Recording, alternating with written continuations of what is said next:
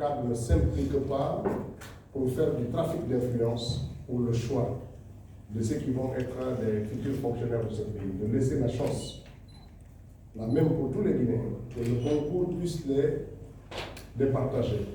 Il a instruit principalement au ministre de la fonction publique de ne accepter aucune intervention, aucune interaction de ses collègues ou d'autres acteurs, militaires ou civils, dans le délibéré qui va voter, qui laisse que ce soit des Guinéens parmi nous, les meilleurs, qui correspondent au profil et qui ont les compétences requises si on veut mieux qualifier notre administration et donner la chance, la même, à tous les Guinéens pour que le concours puisse être quelque chose d'accepté. Donc il a insisté sur ça. Et le deuxième point d'attention, c'est sur les infrastructures. Donc il a questionné le ministre des Travaux publics sur la poursuite des travaux de bitumage, de la voirie et des projets qui sont annoncés dans les préfectures. Il a essentiellement parlé de la route du tronçon Ladé.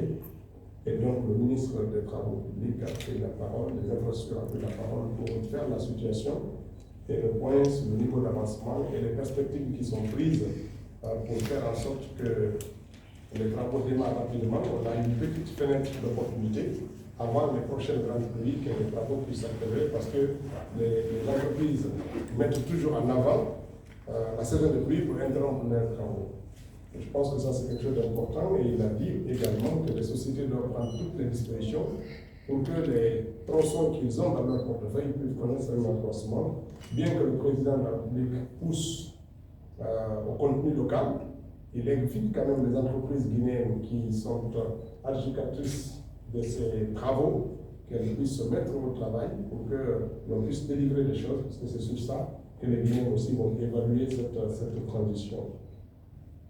Et donc ensuite, la parole a été donnée au gouverneur de la Banque centrale en déplacement, qui est intervenu donc en ligne, pour faire le point sur le projet d'interconnexion des agences bancaires. Vous savez qu'aujourd'hui, nos banques ne communiquent pas forcément quand vous avez de l'argent dans une agence, dans une banque, vous ne pouvez retirer de l'argent que dans la seule banque.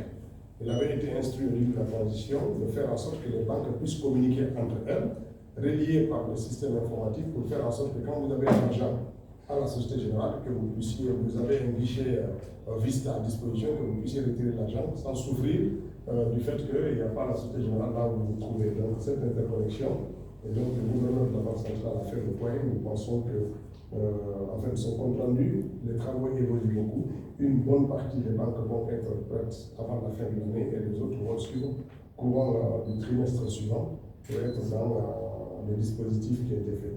Ensuite, le compte rendu, le conseil, il y a eu 3 ministères qui ont fait des points. Le ministre du budget qui a fait un point sur l'avancement de 44 projets présidentiels.